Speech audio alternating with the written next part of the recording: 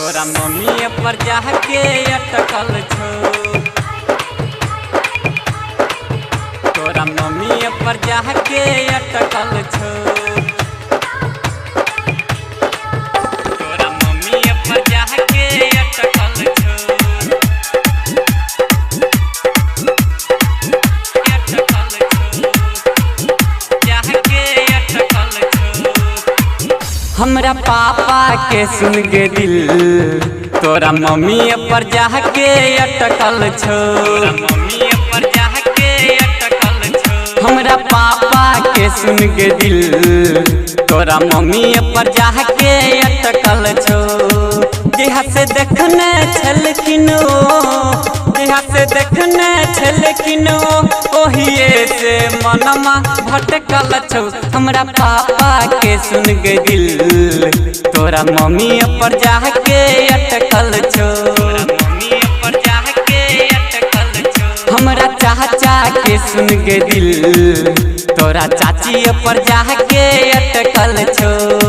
देहा से देखने छलखिन देहा से देखने छलखिन ओहिए से मनमा भटकल छो। हमरा चाचा के सुन के दिल तोरा चाची पर जाके अटकल छो।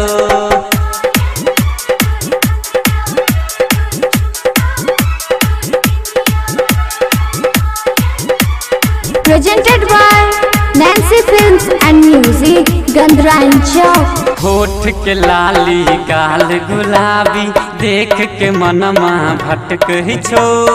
ओहिया से देखने छे लोग रानी जीजा हम पगलाल छो, जीजा हम पगलाल छो।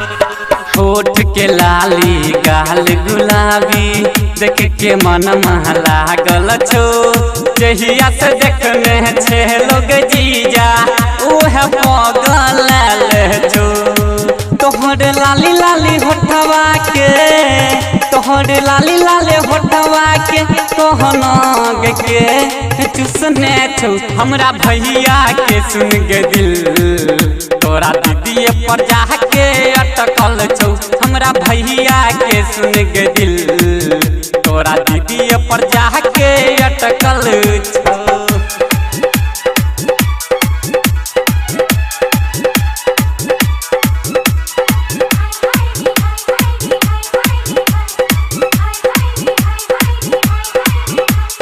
बिंदिया लगावल देखी के नैना होश उड़ने छो।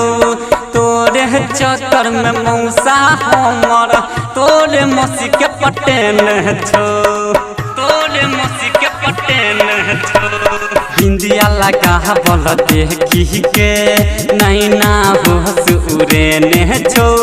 तोरे चक्कर में तोरा मौसी के मौसा हमर पटेने छो।